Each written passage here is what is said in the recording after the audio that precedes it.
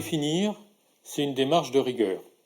Or, la rigueur, comme on m'a rétorqué une fois à l'université, c'est un truc d'homme hétérosexuel blanc du XVIIIe siècle.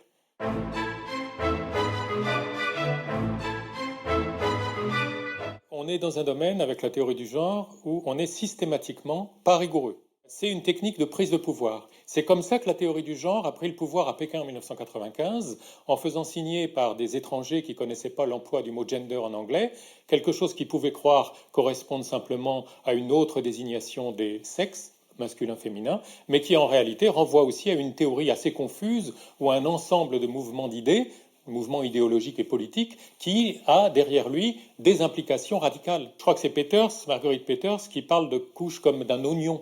Vous avez des façades dans le genre qui sont tout à fait respectables, et en effet, le genre, comme aspect social de l'identité sexuée, c'est quelque chose de tout à fait scientifique. Si on l'approche de manière rigoureuse, on peut essayer de voir effectivement comment sont variables les aspects sociaux de l'identité sexuée.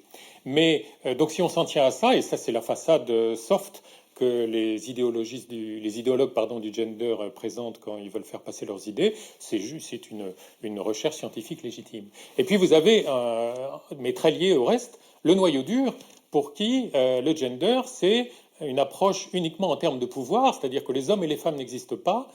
Parler d'hommes et de femmes, c'est juste transmettre une vision complètement politique et hiérarchisée et oppressive de la société, et c'est ça qu'il faut détruire. Et à ce moment-là, il faut détruire toute l'hétérosexualité et l'identité d'homme et l'identité de femme. Donc, il n'y a pas de définition, c'est normal et c'est très utile pour les idéologues du gender.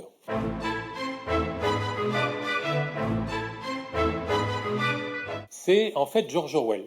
George Orwell, il n'avait, en écrivant 1984, finalement que 11 ans d'avance. La théorie du gender, qui est une théorie fascisante, a pris le pouvoir au niveau mondial à l'ONU en 1995 à Pékin. George Orwell n'avait que 11 ans d'avance. Et en disant il n'y a pas d'homme, il n'y a pas de femme, on est vraiment dans la guerre, c'est la paix, on est vraiment dans la redéfinition des mots, qui est pas seulement un trait du genre, hein, on trouve ça déjà un petit peu dans les idéologies de libération, mais c'est une stratégie générale qui est utile pour noyer l'esprit. Depuis des décennies, on substitue au raisonnement et à l'intellect des fonctionnements par émotion et par image, hein, notamment grâce à la publicité. Et donc le brouillage des mots fait partie de cette dégradation, en partie voulue et délibérée, hein, de la réflexion intellectuelle.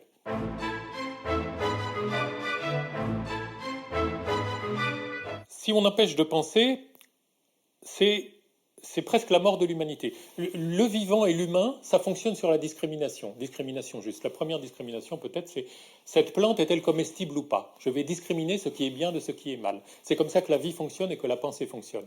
Et il y a une menace, si vous voulez, à partir du moment où on refuse de penser, hein, supprimer le mot race de la Constitution, cacher ce mot, hein, on ne peut même plus nommer des choses, homme-femme, on ne peut plus nommer la différence, etc. Et ben, c'est un aspect extrêmement mortifère. Mortifère, assumé. Hein, assumé, vous avez un des plus brillants auteurs de la théorie du genre qui s'appelle Lee Edelman. Il a écrit un livre qui s'appelle No Future, Queer Theory and the Death Instinct, l'instinct de mort, et il le revendique. C'est-à-dire que les queers sont ceux qui contestent cette propension obligatoire et donc oppressive de l'humanité à se reproduire. Et il prend comme exemple, il insiste, il aime bien le film d'Hitchcock sur les oiseaux parce qu'il dit, typiquement, ce sont les enfants qui sont les victimes. Et il dit, les queers, en fait, sont ceux qui s'opposent à cette reproduction imposée. Et il revendique cette place. Hein. Et donc, voilà, donc à partir de cette non-définition, on débouche sur la non-pensée et sur quelque chose qui tue l'humanité, en fin de compte. Et c'est revendiqué, c'est-à-dire que les gens du gender, vous avez des gens brillants, hein, que ce soit, il faut leur reconnaître. Hein. Après, on verra pourquoi, en quoi ça déconne, mais c'est pas eux qui sont les plus dangereux, c'est ceux qui les récupèrent. Hein. Il y a toujours deux couches dans l'idéologie. Il y a ceux qui y croient et les cyniques qui manipulent les idéologies. Eh bien, ils sont brillants et ils assument ce qu'ils disent. Hein. Donc, et en particulier Lee Edelman, qui dit parfaitement, mais oui, nous sommes du côté de la pulsion de mort.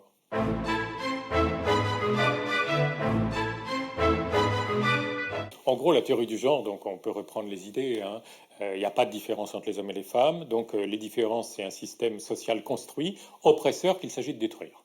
En gros, c'est ça. Donc, une idée au départ en elle-même, elle n'est pas scientifique ou pas scientifique. Ce qui va être scientifique, c'est la manière dont on va la creuser hein, et en particulier de la manière dont on va accepter de lui faire passer les tests, les preuves de la réalité, et de voir si expérimentalement la théorie donne des résultats qu'on peut prévoir, etc. Les principaux auteurs ne se réclament pas du tout d'une approche scientifique. Mais même s'ils se réclamaient, il y a un vice de fond dans l'idée principale de l'idéologie du genre qu'il n'y a pas de différence entre les hommes et les femmes, parce que scientifiquement, c'est la seule chose qu'on ne pourra jamais prouver. Pourquoi? Parce que quoi que ce soit que vous fassiez comme confrontation au réel, comme expérience, comme expérimentation, parce que c'est ça la science, hein, ce sera toujours quelque chose de limité et fini. Et donc si dans cette expérience limitée et finie, vous trouvez qu'il n'y a pas de différence entre les hommes et les femmes, vous n'aurez pas prouvé qu'il n'y a pas de différence. Vous aurez prouvé que sur ce champ-là, dans ces conditions-là, il n'y a pas de différence. On pourra toujours vous rétorquer, oui, mais les différences, pour les voir, il fallait faire autre chose et vous ne l'avez pas fait. Vous voyez ce que je veux dire? On peut prouver qu'il y a des différences, mais pour prouver qu'il n'y a pas de différence, il faut faire une infinité d'expérimentation tout le temps. Donc c'est la seule hypothèse idiote, en fait, qu'il n'y a pas de différence entre les hommes. On peut choisir plein d'hypothèses, mais celle-là, c'est la plus absurde, parce que c'est celle qu'on ne pourra jamais assumer.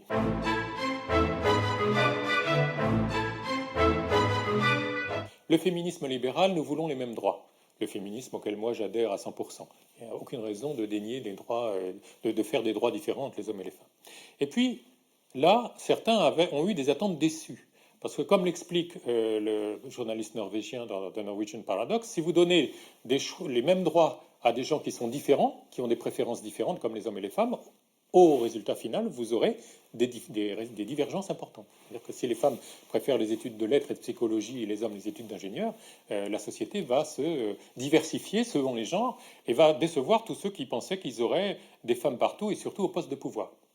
Alors là, soit on accepte la réalité, soit on la refuse et on se réfugie dans l'idéologie, et c'est là qu'intervient le féminisme radical, qui, par analogie avec la conception marxiste des oppresseurs et des opprimés, a dit c'est parce qu'il y a un système peu visible et une idéologie peu visible qui opprime les femmes et qui au bénéfice des hommes. Là, on commence à rentrer dans quelque chose de dangereux.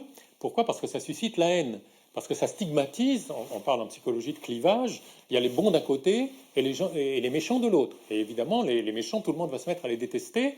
Et ça, c'est l'irruption et la domination de ce type de féminisme dans les années 80, mettons, ça a été la raison de l'émergence de la misandrie, c'est-à-dire du sexisme contre les hommes, des quotas qui empêchent les hommes d'avoir la juste rétribution de leurs efforts, ou de leur goût, ou de leurs compétences, hein, et, par exemple. Et ça a donné lieu, et ça c'est important de le dire, à deux énormes mensonges qui dominent aujourd'hui notre société, bien avant l'irruption de la théorie du genre, les mensonges sur les violences conjugales et les mensonges sur les prétendues inégalités salariales.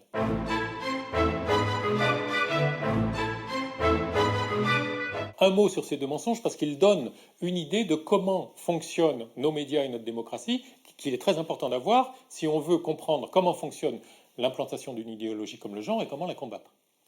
Depuis qu'on fait des études sur les violences conjugales, c'est-à-dire les années 70, toutes les études ont toujours trouvé qu'il y a autant, sinon plus, d'hommes battus que de femmes battues. Toutes les études. Il n'y en a pas d'autres. Si on fait une étude sérieuse en interrogeant hommes et femmes, on trouve qu'il y a autant d'hommes battus que de femmes battues, et autant de femmes violentes que d'hommes violents, voire un peu plus. Évidemment, vous voyez bien que ce n'est pas du tout ce qui est transmis et par les médias et par les gouvernements. Donc il y a des mensonges délibérés, il y a des livres écrits là-dessus, mais tout le monde s'en fout. L'important, c'est de montrer que le féminisme radical a raison et que via cette violence, les femmes sont opprimées et qu'il faut toujours les avantager puisqu'elles sont toujours opprimées. Le deuxième mensonge, c'est celui sur les inégalités salariales, qui est continuellement asséné par les médias et le gouvernement. Il existe des disparités salariales, mais si on cherche les raisons pour les expliquer, on les trouve. Un auteur américain comme Warren Farrell, je crois, qui est tout à fait accepté par les féministes, il a listé 25 raisons 25 variables qui, quand on les introduit dans l'analyse des différences, suppriment toute différence et même révèlent que les femmes sont plutôt plus payées que les hommes. Et ça, même les gens en France qui sont statisticiens peuvent le savoir. Donc, pourquoi ce mensonge? C'est pour toujours avoir l'idée que les femmes sont opprimées. Alors, personne n'excuse, à mon avis, pour croire à ce mensonge parce qu'il peut vérifier autour de lui. Et puis, même la logique du système capitaliste, si vraiment les femmes étaient payer 20% de moins, tout le monde se précipiterait pour les à travail égal et à performance égale, tout le monde se précipiterait pour les embaucher. Alors, ça commence à se voir que ça ne marche pas, cette théorie. Par exemple, Si on prend la catégorie des femmes auto-employées, aucun système ne les opprime, c'est elles qui fondent leur entreprise et qui décident de combien elles seront payées, elles sont moins payées que les hommes. Et il y a des explications à ça, c'est qu'elles font des choix différents des hommes. Par exemple, pour les médecins, ils vont décider de recevoir moins de gens, mais de prendre plus le temps avec. Alors évidemment, elles vont gagner plutôt moins d'argent. Et là, la théorie de l'oppression, la théorie des féminismes radicales ne marche plus. Alors comment expliquer? Eh bien, la théorie du genre est géniale. Et déjà, on y arrivait avec les derniers travaux du féminisme radical, avec Carol Gilligan, c'est le problème de la socialisation. C'est-à-dire que les femmes se limitent elles-mêmes.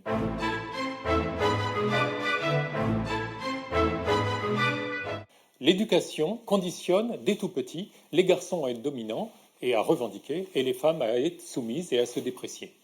Et ça va être le gros travail de Carol Gilligan dans les années 90, en faisant des études pas du tout sérieuses sur le plan méthodologique, mais très à la mode sur le plan idéologique, en même temps que les livres de Butler, c'est les mêmes époques, les années 90, Gender Trouble c'est 1990, et les études de Gilligan c'est dans les années 90 aussi. Voilà comment le relais se fait, parce qu'on ne peut plus arguer qu'il y a un système, le mythe du plafond de verre, en fait, quand on regarde de près, ça ne marche pas du tout. Mais en revanche, si on dit que c'est dès le conditionnement, dès la constitution de l'identité que tout s'installe, alors on a une bonne idée. Et ça aboutit à ce que vous trouvez maintenant sur les systèmes, sur les sites américains d'éducation. Si on tolère que les petits garçons se conduisent différemment des petites filles, alors on perpétue l'oppression des femmes. Conclusion, il faut empêcher les petits garçons d'être différents des petites filles. Et c'est ça l'ambition de la théorie du genre dans l'éducation.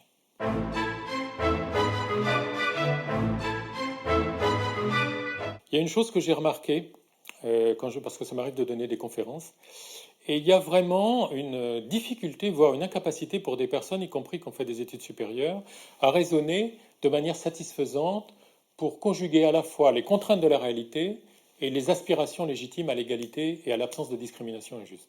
En fait, le raisonnement à tenir à tout moment est relativement simple. Il est de dire que si on prend des groupes, c'est normal qu'on ait des différences statistiques entre les hommes et les femmes, ne serait-ce que de taille, de force, etc., musculaire au niveau des bras, mais ça n'est pas un prétexte justifié pour brimer ou un homme ou une femme en fonction des caractéristiques de son groupe. Et je prends un exemple quand je donne des conférences qui est celui des bûcherons. Il n'y a pas de raison d'interdire à une femme qui a la force, l'agressivité, l'énergie et l'envie d'être bûcheron il n'y a pas de raison de lui interdire d'être bûcheron, mais en revanche, il ne faut pas s'étonner s'il y a plus de bûcherons hommes que de femmes, parce qu'en principe, au niveau du corps, dans la force des bras et les muscles, les hommes sont plus costauds et puis ils ont peut-être plus de plaisir à le faire. Eh bien, ce raisonnement, si tout le monde le tenait, il suffirait à résoudre tous les problèmes de discrimination, parce qu'on accepterait à la fois les différences générales, quelles qu'elles soient, évidemment qui sont toujours bonnes ou mauvaises pour les uns et les autres, ça dépend de quel côté on se place, et puis on serait toujours en train de traiter avec équité les personnes qu'on a devant soi en fonction de leur réalité. Et il peut y avoir des hommes féminins, des femmes masculines, etc. Mais ça, je me rends compte quand je donne des conférences que bien des gens ne sont plus capables de ce raisonnement.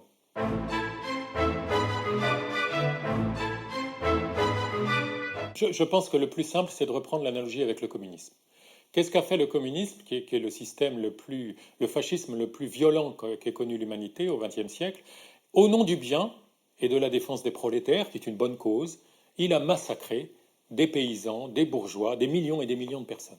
Et ça, c'est pervers. C'est pervers dans le sens étymologique, puisque pervers, c'est retourner la logique naturelle. Le communisme était censé faire le bien et il a fait le mal. D'accord?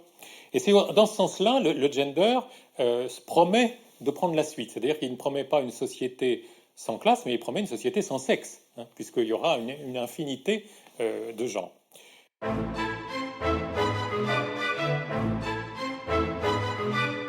On est dans la pathologie du narcissisme. Simone de Beauvoir, on ne naît pas femme, on le devient. Au départ, c'est une intention libératrice quand elle l'écrit dans le deuxième siècle, en 1949 ou 1950. Seulement, quelques temps plus tard, une féministe, Betty Friedan, lui dit « Mais vous savez, il y aura toujours des femmes qui voudront être mères et privilégieront ça au travail. » Et Simone de Beauvoir lui répond, du moins c'est ce qui est écrit dans les livres de Somers, « Dans ce cas, il faudra le leur interdire. » Donc je libère les gens, mais je ne tolère pas qu'ils aient un avis différent du mien. Donc ça, c'est du narcissisme. Je réorganise le monde et les gens qui ont une dynamique narcissique sont souvent des révolutionnaires, des leaders, et en ce sens-là, ils peuvent être bénéfiques. Mais il y a une dérive possible, c'est-à-dire je libère le monde uniquement dans le sens de mon idéal. Il n'est pas question que je tolère que l'autre ait aussi son avis. Dans le genre, c'est ça qui se passe.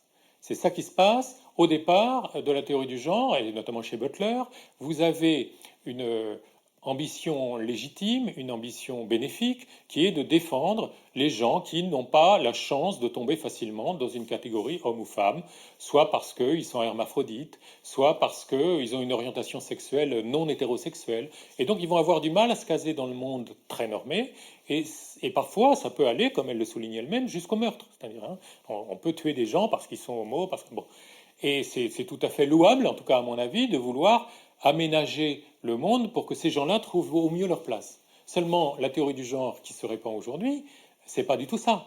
La théorie du genre qui se répand aujourd'hui, c'est de dire, pour que ces gens trouvent leur place, il faut détruire la structure psychique de tous les gens qui trouvaient naturellement leur place en hommes et femmes et en hétérosexuels. Et là, c'est pervers. C'est-à-dire que vous voyez bien qu'à nouveau, au nom de la libération d'une petite quantité de gens, mais ça vaut toujours le coup de s'occuper des gens, même s'ils ne sont pas nombreux, on va opprimer la majorité. Et comme dans le communisme, il y a un retournement pervers.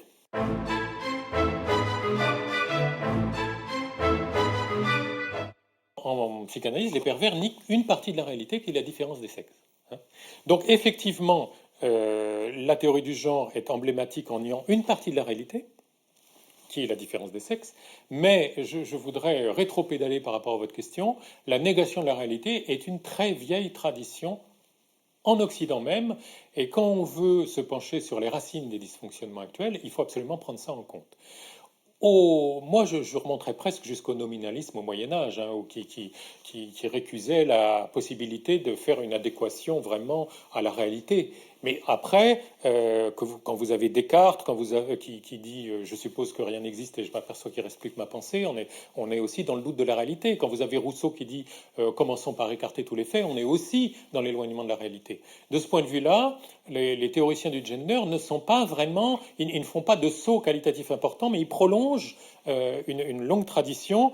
Et à la limite, si on n'est pas content, ça veut dire qu'il faut se poser la question de comment tout a dérivé depuis saint Thomas d'Aquin. Enfin, j'exagère à peine.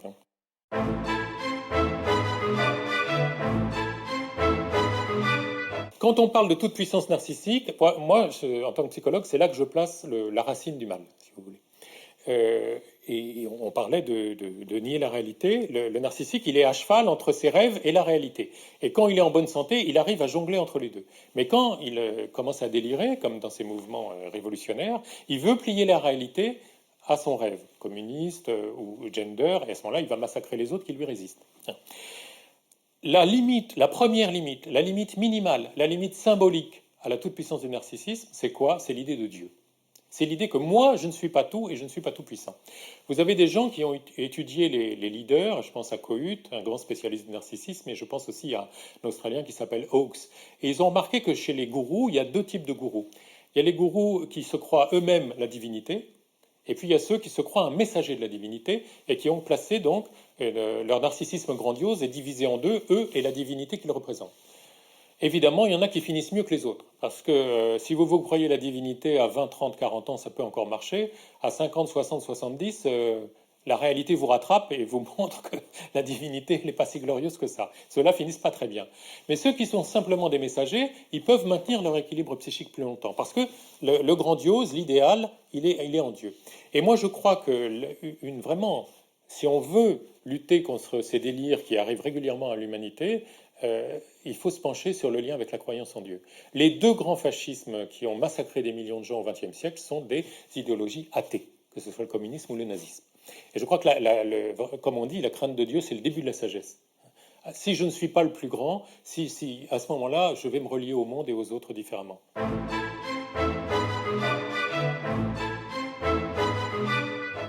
Ce mouvement d'idées non, ce n'est pas resté un mouvement d'idées, c'est devenu un mouvement politique, un mouvement qui a pris le pouvoir et un mouvement qui s'impose au monde entier depuis Pékin 95. Et là, évidemment, c'est une autre sorte de danger, et c'est même, à mon avis, un alignement fascisant de la société. C'est-à-dire que progressivement, vous n'avez plus le droit de penser différemment que ce que dit la théorie du genre.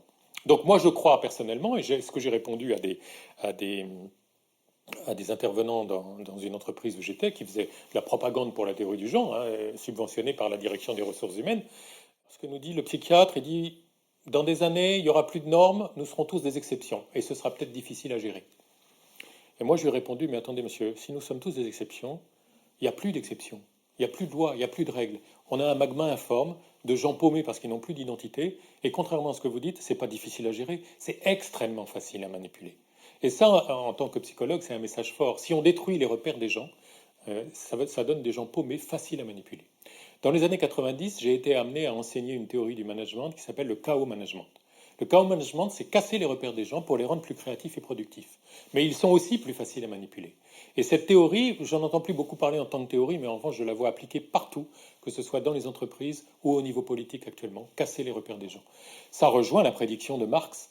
Marx disait, le capitalisme détruira tout ce qui s'oppose à lui. Donc toutes les structures anciennes, les nations, les familles, etc., sont en train d'être brisées à travers le monde, soit par les guerres, soit par l'immigration, soit par etc. Ce qui se cache derrière, c'est une mise en ordre au niveau mondial et politique de l'humanité, qui, à mon avis, va dans le sens, mais là je peux me tromper parce que ce n'est pas mon domaine, d'une sorte de mise en esclavage au profit des grandes puissances financières.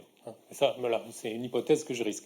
Mais en tout cas, ce dont je suis sûr, c'est que c'est dangereux parce que ce n'est pas une idéologie, c'est un mouvement politique qui s'impose avec violence au monde.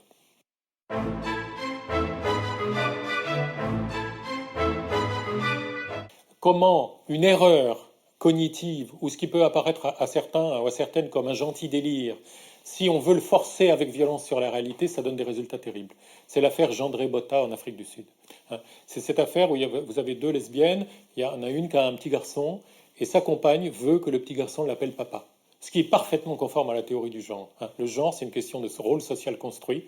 Je ne vois pas pourquoi le petit garçon, même si je suis une femme, ne m'appellerait pas papa. Il a refusé, il a été torturé à mort. Voilà ce qui se passe quand les délires sont imposés par la violence au réel. Et ça donne des massacres, comme on a connu au XXe siècle. Donc, ce n'est pas une théorie, c'est vrai que penser est toujours dangereux, mais ce qui se passe, ce n'est pas la théorie du genre. Ce qui se passe, c'est l'imposition au niveau mondial de la théorie du genre. Et comme toutes les questions de diversité, de ce que je constate, que ce soit dans les entreprises ou dans les gouvernements, les questions de diversité servent, même si elles ont un bon fond au départ, de cache-sexe à des manœuvres de pouvoir et de domination sociale.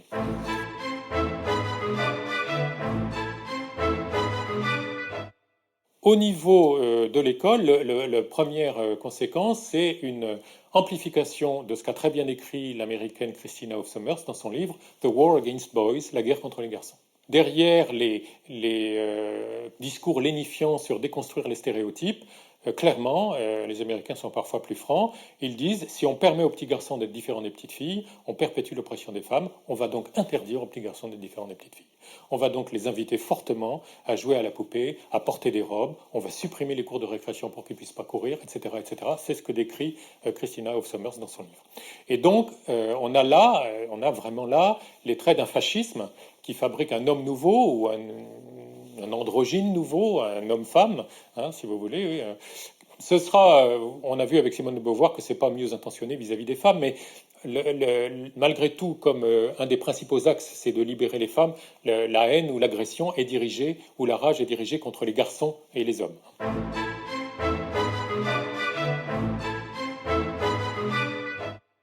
Le but visé, à mon avis, ou l'intérêt, pourquoi cette idéologie rend service, c'est parce qu'elle aboutit à la destruction de la personne. Le sous-titre de Judith Butler, c'est Féminisme et subversion de l'identité. Ce n'est pas subversion de l'identité sexuée, c'est subversion de l'identité tout court. C'est-à-dire que dans cette idéologie postmoderne, la personne, le sujet n'existe pas. Si vous voulez que le chemin pris par Descartes, je pense donc je suis, a été mené jusqu'au bout, mais je n'existe pas. Et donc nous sommes juste un petit noyau de vie manipulé par des rapports de pouvoir qui nous font homme ou femme. C'est ça le gender. Mais que la personne n'existe pas, ça c'est génial pour un État totalitaire. Parce que qu'est-ce qui fait, et ça va en l'encontre de toute la civilisation chrétienne qui est fondée sur la dignité de la personne faite à l'image de Dieu. La personne n'est pas intéressante pour un système capitaliste, que ce soit du point de vue employeur ou consommateur. Et d'ailleurs, vous n'avez plus de direction du personnel, mais une direction des ressources humaines qui s'occupe des compétences des gens. Vous avez des portefeuilles de compétences sur pattes, en gros, ambulants, qu'on va exploiter au mieux. Mais la personne, c'est gênant parce que ça a des besoins, notamment spirituels. De même du côté de la consommation. On ne va pas se soucier de la personne, on va faire du marketing en fonction du fait que vous êtes, je sais pas moi, musulman, chrétien, juif, ou en fonction de vous êtes mère de famille, père isolé, parent isolé, etc. Et on va créer en vous des actes compulsifs d'achat. C'est ça le but du marketing. Mais il ne se soucie pas de la personne, c'est un encombrement. Donc il faut la bypasser. Et quel meilleur moyen de la bypasser que d'enlever toute structure à l'identité. Et bien sûr, c'est totalitaire, mais c'est bougrement commode si on a en vue un monde organisé uniquement sous le primat de la consommation et du fonctionnement capitaliste.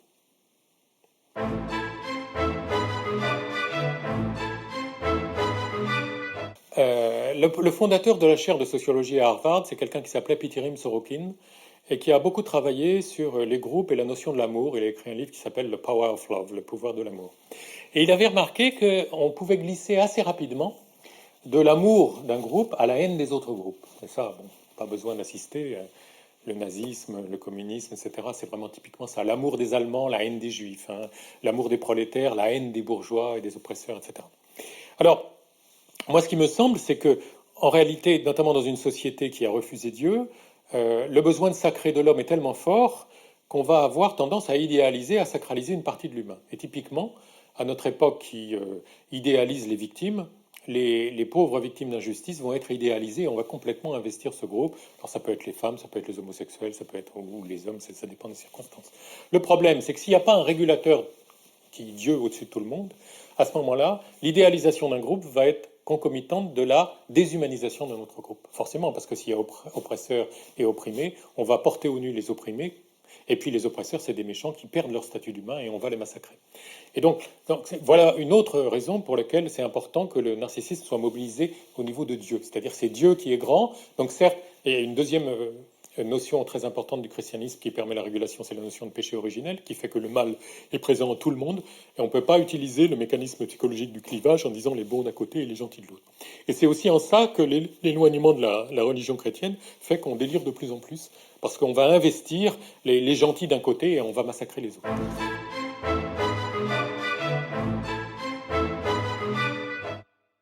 C'est un mouvement qui cherche à détruire. Et alors, ce qui est curieux, c'est qu'il y a un ennemi privilégié. Et l'ennemi privilégié, c'est l'Église catholique. C'est le christianisme et l'Église catholique, pour plusieurs raisons, enfin deux essentiellement. D'abord parce que c'est une organisation internationale qu'on pourrait qualifier d'idéologique, enfin qui propose aux gens une structuration. On a vu que le but, c'est de déstructurer l'humanité pour la manipuler. Et en particulier parce que la notion de personne est très ancrée dans la foi catholique et la foi chrétienne, l'homme ou la femme à l'image de Dieu, et que c'est ça qu'il s'agit de détruire, toujours dans le but de manipuler les gens. Ce qui rend les gens immanipulables, c'est leur relation à Dieu. Donc c'est ça qu'il faut détruire.